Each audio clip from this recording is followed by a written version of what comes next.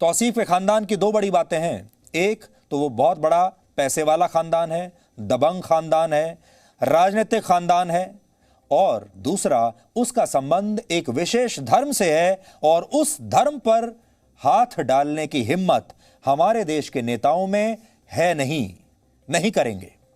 शायद इस मामले पर विपक्ष के नेताओं की चुप्पी की सबसे बड़ी वजह यही है, क्योंकि इसमें धर्म बीच में आ गया है, धर्म आड़े आ रहा है, वोट बैंक आड़े आ रहा है, और अगर यहां पर किसी ने भी मुंह खोला तो उन पर उनकी जो धर्म निरपेक्षता की छवि है वो खराब हो जाएगी, छवि खराब हो जाएगी। ये डर है हमारे देश के नेताओं को। इसलिए आज तौसीफ के खानदान को हम डिकोड करेंगे पूरी हिम्मत के साथ। निकिता का परिवार तो डर गया, लेकिन हम नहीं डरेंगे। उससे पहले यह देखिए कि जिन नेताओं ने हाथरस में पहुंचने में जरा सी भी देर नहीं लगाई थी, वो सभी नेता दिल्ली में अपने बड़े बड़े शानदार सरकारी बंगलों में बैठकर आज मौन क्यों बैठे हैं। निकिता का घर दिल्ली में इन नेताओं के बड़े बड़े बंगलों से सिर्फ 30 से 40 किलोमीटर दूर है, लेकिन इन नेताओं ने अभी तक निकिता के घर जाने की जरूरत नहीं समझी। हाथरस की घटना के बाद ये तमाम नेता कैसे पुलिस के सारे बंदोबस्त तोड़ते हुए, लाठियां खाते हुए हाथरस पहुंचे थे, आप उसकी एक झलक पहले देखिए।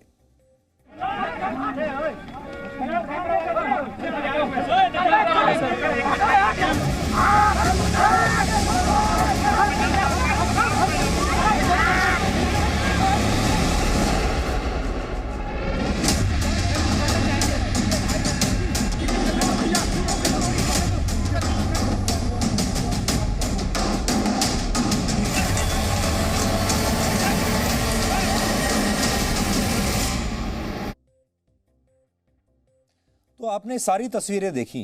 आज आप सब भी ये सोचिएगा कि ये सारे नेता, कोई सड़कों पर गिर रहा है, कोई पुलिस के डंडे खा रहा है, पुलिस का इतना लंबा चौड़ा बंदोबस्त है उन्हें रोकने के लिए कि ये नेता हाथरस न जाएं। हाथरस में इन नेताओं के जाने पर पाबंदी लगी हुई है और ये नेता अड़े हुए हैं कि हम तो हाथरस में जो पीड़ित परिवार है उससे हम तो मिलकर रहेंगे चाहे कुछ भी हो जाए। और मीडिया के सामने इतना बड़ा तमाशा बना, फिर वीडियोस बनाए गए। अब आप सोचिए, निकिता के घर जाने पर हरियाणा की सरकार ने कोई पाबंदी नहीं लगाई है, कोई पुलिस का बंदोबस्त नहीं है, कोई रोकने वाला नहीं है, जिसे जाना है वो जाए। लेकिन निकिता के घर पर इनमें से एक नेता नहीं पहुंचा। क्यों? अब यह समझिए इस क्यों का जवाब क्या है। हम बार बार तौसीफ के जिस बड़े सियासी खानदान का जिक्र कर रहे हैं, अब आप उसे समझिए। तौसीफ के दादा का नाम है चौधरी कबीर अहमद, जो वर्ष 1975 में हरियाणा के नूंह से कांग्रेस के विधायक थे। नूंह वही जो विधायक जो मेवात में पड़ता है। उसके बाद वर्ष 1982 में उन्होंने कांग्रेस की टिकट पर हरियाणा की तावड़ू विधानसभा सीट से भी चुनाव जीता था। चौधरी कबीर अहमद के 6 बेटे हैं, जिनके नाम है चौधरी खुर्शीद अहमद, इकबाल, जाकिर हुसैन, जावेद, फारूक और गांधी। निकिता की हत्या का आरोपी तौसीफ जाकिर हुसैन का बेटा है और कबीर अहमद का पोता है। चौधरी कबीर अहमद के बेटे और तौसीफ के चाचा चौधरी खुर्शीद अहमद भी कांग्रेस के एक बड़े नेता रहे हैं। खुर्शीद अहमद वर्ष 1962 में संयुक्त पंजाब में कांग्रेस की टिकट पर पहली बार विधायक बने थे। इसके बाद उन्होंने कई बार चुनाव जीता और वो हरियाणा में कांग्रेस की सरकार में 3 बार मंत्री भी रह चुके हैं। खुर्शीद अहमद वर्ष 1988 में सांसद भी बने थे, एमपी बने थे लोकसभा के। खुर्शीद अहमद की मृत्यु इसी साल फरवरी में हुई थी। खुर्शीद अहमद के बेटे का नाम है चौधरी आफ्ताब अहमद, जो तौसीफ का चचेरा भाई है। आफ्ताब अहमद फिलहाल नूंह से ही कांग्रेस के विधायक हैं। आफ्ताब अहमद ने अपनी वेबसाइट पर खुद इस बात की जानकारी दी है कि उनके पिता खुर्शीद अहमद गांधी परिवार, खासकर पूर्व प्रधानमंत्री इंदिरा गांधी के बहुत करीबी रहे हैं, ऐसा उन्होंने लिखा है। आफ्ताब अहमद खुद भी गांधी परिवार के बहुत करीबी हैं और उनके सोशल मीडिया अकाउंट्स पर कांग्रेस अध्यक्ष सोनिया गांधी और राहुल गांधी के साथ उनकी तस्वीरें इस बात का प्रमाण है। ये देख लीजिए तौसीफ का परिवार कहां कहां तक जुड़ा हुआ है, उनके रसूख, उनके रिश्ते कितने बड़े बड़े नेताओं के साथ हैं। और कांग्रेस पार्टी की जो चुप्पी है, राहुल गांधी क्यों नहीं गए फरीदाबाद, सोनिया गांधी ने इस पर क्यों नहीं चिंता जताई? क्या निकिता सोनिया गांधी की बेटी की तरह नहीं है? क्या निकिता भारत की बेटी नहीं है? क्या प्रियंका गांधी वाड्रा को निकिता की चिंता नहीं है? उनकी चुप्पी के पीछे क्या राज है? वो राज इस समय आपकी स्क्रीन पर है। यह वजह है कि कांग्रेस पार्टी इसमें चुप है और गांधी परिवार निकिता के घर नहीं पहुंचा। तौसीफ के चाचा जावेद अहमद भी राजनीति में सक्रिय हैं और उन्होंने पिछले वर्ष हरियाणा के विधानसभा चुनाव में सोहना की सीट से बीएसपी के टिकट पर चुनाव लड़ा था और वो हार गए थे। तौसीफ के एक और चाचा इकबाल के पुत्र अमन अहमद जन नायक जनता पार्टी के नेता हैं, यानी पूरा खानदान किसी ना किसी पार्टी का नेता है और इनके हर पार्टी में संबंध है। इतना ही नहीं, तौसीफ की बहन की शादी हरियाणा पुलिस में एक डीएसपी के पद पर तैनात शाकिर हुसैन के बेटे तारिक हुसैन से इसी साल हुई है। शाकिर हुसैन फरीदाबाद में असिस्टेंट कमिश्नर ऑफ पुलिस रह चुके हैं। फरवरी 2019 में ही शाकिर हुसैन का तबादला हरियाणा की रेलवे पुलिस में हुआ था। हालांकि हम ये नहीं कह रहे कि इन सरकारी जो अफसर हैं इनका इससे कोई लेना देना है, यहां सिर्फ परिवार के बारे में आपको बता रहे हैं। निकिता की हत्या के आरोपी तौसीफ के सियासी खानदान का यह सच देखकर आपको कांग्रेस के बड़े नेताओं की चुप्पी का राज अब समझ में आ गया होगा। तौसीफ के चाचा जावेद अहमद ने आज जी न्यूज से बात की। हम हमेशा दोनों पक्ष दिखाने में यकीन रखते हैं, इसलिए ऐसा नहीं है कि सिर्फ निकिता के परिवार से हम मिले। जी न्यूज के रिपोर्टर्स तौसीफ के परिवार से भी मिले हैं और उनका पक्ष भी हम आपके सामने जरूर रखेंगे। लव जिहाद के आरोपों पर उनका क्या कहना है, पहले आप वो सुनिए और फिर हम आपको बताएंगे कि क्या दुनिया का कोई भी धर्म जबरदस्ती धर्म परिवर्तन की इजाजत देता है और कुरान में इस विषय पर क्या लिखा है। देखो, परिवार का आरोप को मैं किसी तरह से भी कोई चैलेंज नहीं करना चाहता। आज हम इस दुख की निंदा करते हैं, तो हम तो उसे बेटी इसलिए कह रहे हैं कि बेटी है, दुख है हमें बहुत ज्यादा, और उसका परिवार क्या कह रहा है इसके लिए मैं खंडन नहीं करना चाहूंगा। लेकिन जहां तक सवाल रहा लव जिहाद या धर्म परिवर्तन का, हम किसी धर्म में ऐसा विश्वास नहीं रखते कि ये धर्म खराब है, ये अच्छा है। इंसान बुरा है, धर्म कोई बुरा नहीं है। धर्म तो एक ही है, मैं उसे भगवान कहूं या अल्लाह कहूं, एक ही है ना। मंदिर में जाके भी पूजा करनी है तो भगवान की करनी है, उस भगवान की जिसने इस दुनिया को रचा है। मस्जिद में जाके नमाज पढ़नी है तो खुदा की करनी है, उसकी जिसने इस दुनिया को पैदा किया है। ये हमारे मानने के तरीके अलग अलग हो गए, हम नहीं मानते, जो हम इन चीजों में बिल्कुल विश्वास नहीं रखते, धर्म और जात पात में। तौसीफ के चाचा ने बातें तो बहुत अच्छी कही हैं और हम उनकी बातों का स्वागत भी करते हैं, लेकिन तौसीफ के चाचा ये बातें अपने भतीजे को नहीं समझा पाए। तौसीफ के चाचा उन बातों पर अमल नहीं कर पाए और उनका खानदान भी इन बातों पर अमल नहीं कर पाया। कैमरे पर, माइक पर ये बातें बड़ी अच्छी लगती हैं, उन्होंने बहुत शानदार भाषण दिया, तालियां बजानी चाहिए, लेकिन निकिता का परिवार कुछ और कह रहा है। निकिता का परिवार यह कह रहा है कि तौसीफ के पूरे खानदान ने उन पर दबाव बनाया और कहा कि वो निकिता से शादी करें तौसीफ की, और उससे पहले निकिता का धर्म परिवर्तन जरूरी है, और जब ऐसा नहीं हुआ तो निकिता की हत्या कर दी। अब दोनों पक्ष आपके सामने हैं। तौसीफ पर सिर्फ निकिता की हत्या का आरोप नहीं है, बल्कि उस पर यह भी आरोप है कि वो निकिता से जबरदस्ती शादी करके उसका धर्म बदलना चाहता था, उसे हिंदू से मुसलमान बनाना चाहता था। क्यों? अगर उसे तो निकिता से इतना ही प्यार था और पूरा खानदान निकिता को इतना ही चाहता था, तो धर्म परिवर्तन की क्या आवश्यकता थी? ऐसा कौन सा दबाव था कि धर्म परिवर्तन पहले करना जरूरी था? लेकिन आज देश भर के मुसलमानों, बल्कि सभी धर्मों के लोगों को यह समझना चाहिए कि क्या इस्लाम इस तरह जबरदस्ती धर्म परिवर्तन की इजाजत देता है। और आज हमने ये सोचा, हमारे लिए ये सारी बातें आपके लिए कहना बहुत आसान सी बात है, बहुत कुछ हो भी रहा है इस देश में, आप सब बातें जानते हैं। और हमारे देश के जो धर्मगुरु हैं, जो अलग अलग धर्मों की दुकान खोलकर बैठे हुए हैं बहुत सारे मामलों में, जो बहुत सारे आम लोगों को बहकाते हैं, उनकी पोल खोलना भी बहुत जरूरी है। और हमारे देश में जो मुसलमान हैं वो दिल से बुरे नहीं हैं, लेकिन उन्हें जो सिखाया जा रहा है इस्लाम के नाम पर, उन्हें जो बातें उनके दिमाग में घोली जा रही हैं, वो बातें गलत हैं और उन्हें इन सारे बातों से इस जो फेक दुनिया है उससे निकालना बहुत ज़रूरी है।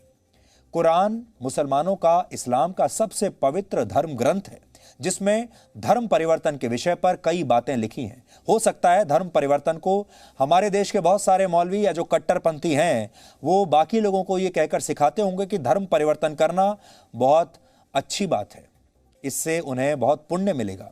लेकिन कुरान में जो बातें, सबसे महत्वपूर्ण जो बातें कही गई हैं वो आज हम आपको बताना चाहते हैं और देश भर के मुसलमानों को ये बातें ध्यान से सुननी चाहिए। कुरान में लिखा है कि धर्म में जबरदस्ती की कोई गुंजाइश नहीं है। कुरान में कहा गया है किसी के साथ किसी भी प्रकार की जबरदस्ती इस्लाम में पूरी तरह से प्रतिबंधित है, चाहे ये जबरदस्ती शादी के नाम पर की जाए या फिर प्यार के नाम पर की जाए। इस्लाम में जबरदस्ती की कोई जगह नहीं। इसके बारे में आज हमने इस्लाम के एक जानकार से बात की और उन्होंने भी ये साफ किया कि इस्लाम किसी का भी जबरदस्ती धर्म परिवर्तन कराने की इजाजत नहीं देता। वो सारे लोग जो कट्टरपंथी हैं और जो धर्म परिवर्तन को बढ़ावा देते हैं इस्लाम के नाम पर, वो आज ध्यान से इन्हें सुने। कुरान करीम में कहा गया, फ़अऊज़ु बिल्लाहि मिनश शैतानिर रजीम, बिस्मिल्लाहिर रहमानिर रहीम, लकुम दीनुकुम वलिय दीन। तुम्हारा धर्म तुम्हें मुबारक हो, हमारा धर्म हमें मुबारक हो। इसके साथ ही साथ ला इकराह फिद्दीन, दीन में कोई ज़बरदस्ती नहीं है। ये मैं कुरान करीम को कोट कर रहा हूँ, मैं कहीं और से कोई बातें नहीं अर्ज़ कर रहा हूँ। ला इकराह फिद्दीन क़द तबय्यन रुश्द मिनल ग़य, दीन में कोई ज़बरदस्ती, ज़िद, लालच नहीं है। आसानियाँ हैं, आसानियाँ हैं। और लोगों से साफ कहा गया कि लोगों लकुम दीनुकुम वलिय दीन, तुम अपने धर्म पे चलो, आसानी के साथ चलो, हम अपने धर्म पे चलें। और आपको मैं बताऊं कि इस्लाम में शादी की नीयत से भी अगर कोई कन्वर्ट करता है तो हम उसके इस्लाम को वैलिड नहीं समझते। जी, आपको मैं साफ साफ बता रहा हूं, कोई छुपाने वाली बात नहीं। कोई लड़की किसी मुसलमान लड़के से प्यार कर रही है, उस लड़के की वजह से इस्लाम ले आई, उस वक्त हम उसे वैलिड नहीं समझते। आगे चलकर वो हमसे बेहतर है, नो डाउट, मैं उसकी बात नहीं कर रहा हूं। कोई लड़के ने किसी लड़की की वजह से धर्म परिवर्तन किया, तो आप देखिए कि रीजन ऑफ कन्वर्शन क्या है। लड़की, प्यार, पैसा, कुर्सी, इलेक्शन, पॉलिटिकल बेनिफिट्स, बिजनेस, अगर ये रीजन है तो मैं समझता हूं कि ये धर्म का अपमान है। तो मौलाना अबू तालिब रहमानी का हम बहुत बहुत शुक्रिया अदा करना चाहते हैं और वो देश भर के मुसलमानों को आज जो राय दे रहे हैं, जो सच्चाई बता रहे हैं, हमारी अपील है देश के सारे मुसलमानों से कि वो इस बात को ध्यान से सुने, देखें कि इस्लाम में क्या कहा गया है धर्म परिवर्तन को लेकर और इस्लाम में कैसे ज़बरदस्ती की कोई जगह नहीं है। तौसीफ का संबंध जिस राजनीतिक परिवार से है उसका प्रभाव हरियाणा के मेवात इलाके पर कई दशकों से है और निकिता की हत्या करने के बाद तौसीफ इसी मेवात के इलाके में जाकर छिप गया था। क्यों छिपा था? क्योंकि मेवात में वो जानता था वो सबसे सुरक्षित है, मेवात में पुलिस भी जा नहीं सकती, हालांकि इस बार चली गई। इसलिए आज आपको ये समझना है कि अपराध और कट्टर इस्लाम के मामले में मेवात इतना कुख्यात क्यों हो चुका है। हो सकता है कि वहाँ के कट्टरपंथियों ने, हो सकता है वहाँ के मौलानाओं ने मेवात का जो यूथ है, जो वहाँ के जो युवा हैं, उनको इस्लाम के नाम पर बरगलाया हो, बहकाया हो और उनसे ये सारे गलत काम वो इस्लाम के नाम पर करवा रहे हों, जो कि गलत है। मेवात की आबादी की बात की जाए तो यहाँ 80% मुसलमान रहते हैं जबकि 20% आबादी हिंदुओं की है। वर्ष 2013 में आई एक रिपोर्ट में दावा किया गया था हरियाणा के 500 गांवों में से 103 गांव ऐसे हैं जहां अब एक भी हिंदू बचा नहीं है, क्योंकि ये सब वहां से भाग चुके हैं, डर के मारे पलायन कर चुके हैं। जबकि 82 गांव ऐसे हैं जहां सिर्फ 4 से 5 हिंदू परिवार ही बचे हैं। नीति आयोग की एक रिपोर्ट के मुताबिक मेवात भारत के सबसे पिछड़े इलाकों में से है। वर्ष 2011 की जनगणना के मुताबिक मेवात की जनसंख्या 10 लाख है और इनमें से सिर्फ आधे लोग ही पढ़ना और लिखना जानते हैं और साक्षरता दर के मामले में पूरे हरियाणा में मेवात की स्थिति सबसे बुरी है। मेवात में इस समय अपराधियों के करीब 100 से ज्यादा गैंग सक्रिय हैं और आज जब जी न्यूज की टीम मेवात पहुंची तो हमें पता चला कि यहां कैसे बहुत ही संगठित तरीके से अपराधों को अंजाम दिया जाता है और किसी की हिम्मत नहीं है जो इन अपराधियों को रोक सके। और आज हमने वहां से एक ग्राउंड रिपोर्ट आपके लिए तैयार की है, आप देखिए।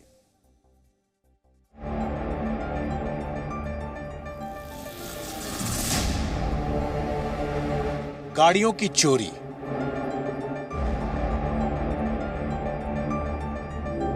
जानवरों की तस्करी, अपराधियों के करीब 100 से ज्यादा गैंग्स और लगभग हर गैर कानूनी काम के लिए बदनाम इलाका। हम तो बस इनके बीच में ऐसे रह रहे हैं जैसे दांतों के उसमें बीच में जीव, और क्या करें, मजबूरी। सारा क्राइम के आधार पर ही इनका कमाना खाना है। इन लोगों के पास कोई विशेष धंधे नहीं है। हम गरीब किसान आदमी है, थोड़ी थोड़ी जमीन है, सबको हड़पना चाहते हैं। दिल्ली से सिर्फ 100 किलोमीटर दूर मौजूद मेवात की आजकल यही पहचान है। यह जगह आतंकवादियों को शरण देने से लेकर लूटपाट, डकैती, अपहरण और हत्या जैसे अपराधों के लिए भी कुख्यात है। इस समय मेवात में फर्जी रजिस्ट्री करके जमीन पर अवैध कब्जा करने की कोशिशें हो रही हैं। आप इसे मेवाती गैंग्स के अपराध का नया मॉडल भी कह सकते हैं। हरियाणा के मेवात का ये गांव जहां इस वक्त हम मौजूद हैं, ये शकरपुरी गांव है और इस गांव और इस गांव के आसपास के जो इलाके हैं वहां पिछले 3-4 वर्षों में एक नए मोडस ऑपरेंडी के तहत अपराधी यहां पर जमीनों पर अवैध कब्जा कर रहे हैं। एक जमीन 4 रजिस्ट्रियां और चारों पर सरकारी मुहर है, चारों पर सरकारी अफसर के दस्तखत हैं। तो जो असली जमीन का ओनर है, जो असली मालिक है, वो अब इसलिए परेशान है। यहाँ पर कई एकड़ जमीन जिसपे वो खेती करता है, जिसपे उसका अधिकार है, उसको अचानक से एक दिन ये कहा जाता है कि आज से ये जमीन तुम्हारी नहीं हुई। समस्या मैन इसमें ये रजिस्ट्री, एक खेत की 2 रजिस्ट्री कैसे हो गई हो, और बल्कि और भी 2-3 जगह रजिस्ट्री हुई पड़ी। एक ही जमीन है और उसकी 2-3 रजिस्ट्री हुई पड़ी, उसकी 3 रजिस्ट्री 4 रजिस्ट्री कौन है, नकली? हाँ, ये है मेन समस्या इसमें। 60 कनाल जमीन है, बाप दादा के सब बोता आ रहा है। उन्हें 70 साल के आसपास हो गई हुआ है। अभी हम दर पीढ़ी वही हम ही बोता आ रहा है। अब के बार वो आपता पर आया, भाई ये जमीन खाली करो। हमने इसकी रजिस्ट्री करा ली। पूछा नहीं उनसे? ना पूछा नहीं, करा हमने रजिस्ट्री करा रखी है। ये कागज है, ये कागज है, वही देंगे देंगे। पुलिस 7 लाख में बस और भी कब्जा। पुलिस के साथ मिलके कब्जा? हाँ, पुलिस साथ मिलकर था। हमने रजिस्ट्री कराई, रजिस्ट्रार के साइन भी हैं, तहसीलदार के भी हैं, पटवारी के। जिस पार्टी से हमने जमीन ली किसान से, हम भी किसान ही है, उस किसान के लिए हमने पूरी पेमेंट दी। पेमेंट देने के बाद में 2 साल से आफ्ताब ये कह रहा है कि जमीन मेरी है। अगर उस खेती इसकी रजिस्ट्री क्यों होती, इस बात से परेशान है। कह रहा भाई इस जमीन को खाली करो, मकानों को हटाओ। जबरदस्ती कब्जा कर रहा है जी। सारा गांव परेशान है। किसी भी किसान के लिए उसकी खेती की जमीन पर कब्जा होने का मतलब है उसकी रोजी रोटी बंद होना। मेवात के ये गैंग्स इस इलाके में गायों की तस्करी में भी शामिल हैं। हरियाणा और राजस्थान का बॉर्डर होने की वजह से इन अपराधियों के लिए पुलिस से बचना आसान हो जाता है। ये अपराधी आसानी से बॉर्डर पार कर लेते हैं, लेकिन कानूनी उलझनों की वजह से हरियाणा पुलिस के लिए इनका पीछा करना बहुत मुश्किल होता है। मेवात में अपराधियों के गैंग का एक सबसे बड़ा धंधा माना जाता है गायों की तस्करी। अब उस मोडस ऑपरेंडी को समझने के लिए हम आपको लेके आए हैं हरियाणा और राजस्थान के बॉर्डर पे। यहां से राजस्थान का अलवर डिस्ट्रिक्ट शुरू होता है। ये बोर्ड देखिए। अपराधी क्या करते हैं, जो उनकी मोडस ऑपरेंडी है कि गायों की तस्करी में के दौरान जिन गाड़ियों पे उन गायों को अवैध तरीके से ले आया जाता है, जब पुलिस उन गाड़ियों का पीछा करती है तो ऐसी ही किसी जगह पे उन गाड़ियों को छोड़ के वो अपराधी हरियाणा से दाखिल हो जाते हैं राजस्थान के बॉर्डर में। कैसे? यहां हरियाणा का बॉर्डर खत्म और इस पिलर के बाद राजस्थान का अलवर डिस्ट्रिक्ट शुरू, यानी कि इसके बाद हरियाणा पुलिस इस बॉर्डर में एंटर नहीं कर सकती। और इसका फायदा उठाते हैं वो अपराधी जो गायों की तस्करी रातों रात करते हैं। इस इलाके में चलने वाली कई गाड़ियों पर नंबर प्लेट नहीं लगी होती है और इनका इस्तेमाल गो तस्करी जैसे गैर कानूनी कामों के लिए किया जाता है। 80% मुस्लिम आबादी वाले मेवात की सीमाएं राजस्थान और उत्तर प्रदेश से भी मिलती हैं, यानी यहाँ की बहुसंख्यक आबादी मुसलमान है। हालांकि दुख इस बात का है कि यहाँ के कुछ लोगों की वजह से पूरे इलाके का नाम खराब हो रहा है। चाहे वो लव जिहाद हो, चाहे जमीन जिहाद हो, किसी भी प्रकार के जिहाद में ये कम नहीं है। हर प्रकार से ये सोचते हैं कि यहाँ से हिंदू को भगा दिया जाए और इसको पाकिस्तान घोषित कर दिया है। ज़्यादातर क्राइम इन्हीं के द्वारा हो रही है और उसका मेन कारण ये है कि जनसंख्या जो है वो बहुत बड़ा कारण है। एक आदमी के 10-10 बच्चे, काम कोई है नहीं, वो क्राइम में इन्वॉल्व होते हैं। कोई अच्छी बात करते हैं तो उस पर भी साथ, जो बुरी बात कर देते हैं उस पर सारे साथ। हम तो बस इनके बीच में ऐसे रह रहे हैं जैसे दांतों के उसमें बीच में जीभ। पर क्या करें, मजबूरी। यहाँ पर दिन भर मोटरसाइकिल चुरती रहती हैं। एक गांव में 50-50, 100 मोटरसाइकिल चोरी की चलती हैं। मेवात में क्राइम रेट पूरे हरियाणा में सबसे कम है, लेकिन यहाँ पर एक्टिव 100 में से 30 अपराधियों के बड़े गैंग्स हैं। मेवात के ये अपराधी दिल्ली, हरियाणा और उत्तर प्रदेश की पुलिस के लिए बड़ी मुसीबत बने हुए हैं। लंबे समय से ये गैंग्स हाईवे पर होने वाली डकैती और किडनैपिंग जैसे अपराधों में शामिल रहे हैं।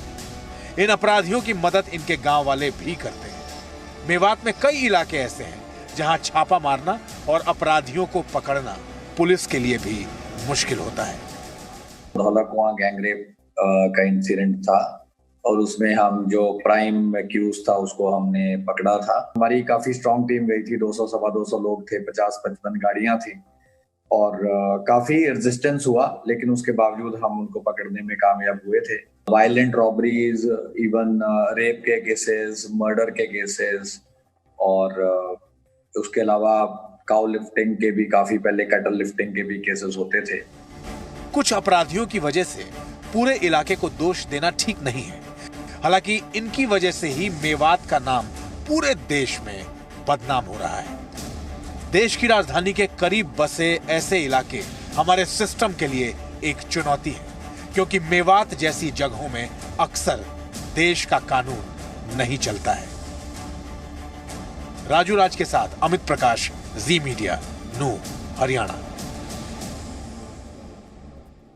जी न्यूज की टीम वहां कई वर्षों से जा रही है और अगर हम वहां से ये सारी जानकारी आपके लिए निकाल सकते हैं, हम वहां इतने सारे लोगों से, ये सारे लोग जो हैं ये भी इसी देश के नागरिक हैं, ये भी वोट देते हैं, इनके भी अधिकार उतने ही हैं जितने हमारे और आपके या किसी मंत्री के या किसी बड़े सरकारी अधिकारी के। सबके अधिकार लोकतंत्र में बराबर होते हैं। तो फिर इनकी बात सुनी क्यों नहीं जा रही? और अगर हमें ये सारी बातें पता हैं तो जाहिर है पुलिस को भी पता होंगी, नेताओं को भी पता होंगी, वहां के विधायक और सांसद को भी पता होंगी और हरियाणा में जो सरकार चल रही है बीजेपी की, उसे भी पता होगा। इसका मतलब यह है कि सारे के सारे लोगों ने कार्रवाई ना करने का फैसला किया है और आज हम हरियाणा में बीजेपी की सरकार से लेकर वहां का प्रशासन, वहां के पुलिस, वहां के विधायक, वहां के सांसद, सबको नींद से जगाना चाहते हैं और बताना चाहते हैं कि नींद से जागिए, इससे पहले कि बहुत देर हो जाए और उससे पहले कि जो थोड़े बहुत ये परिवार अभी मेवात में बचे हैं ये भी अपना घर बार छोड़कर वहां से भाग जाएं। ये लोकतंत्र के लिए बहुत खतरनाक बात होगी।